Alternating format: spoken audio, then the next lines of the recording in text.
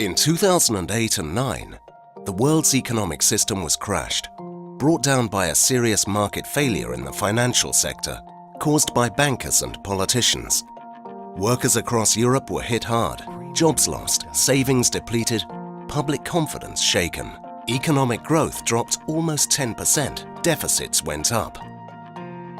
Policymakers, bankers and business told us that Europe needed to be more competitive. Their fix for the economy was austerity and a brutal squeeze on workers' wages. Worker pay, which had been increasing 3 or 4% a year, plunged. Across Europe, collective bargaining, trade unions and other protections were weakened. 8 years later, corporate profits and senior management pay have strongly recovered, but most workers have not. Income inequality ratios are increasing, and workers' share of wealth is shrinking. After 8 years, it's time for our recovery. Europe needs a pay rise. But many of the same people who caused the crash keep telling policymakers and the public that raising pay would send us back into recession.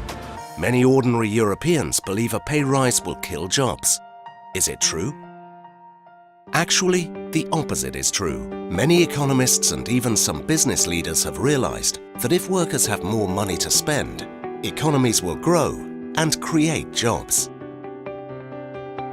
We've all heard of trickle-down economics, the idea that increased wealth at the top somehow benefits everyone else. It doesn't work.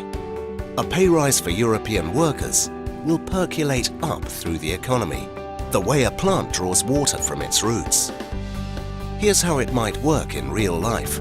Meet Alex. He's a cleaner in a small factory. Through his union, he just got a pay rise. Alex has more money in his pocket, and now every Friday, he stops in at Anna's bakery to buy something sweet for his family.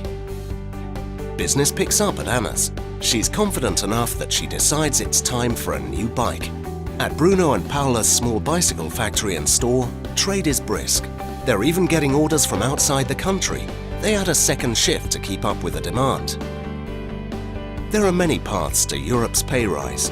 Strong collective bargaining, closing the pay gap between men and women, pushing back on zero-hour contracts and precarious work, increasing minimum wages, and working to push up wages throughout companies and the supply chain.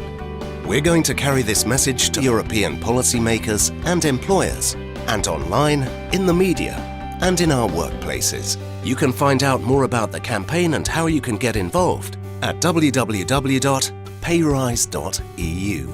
Europe needs a pay rise. It's time for our recovery.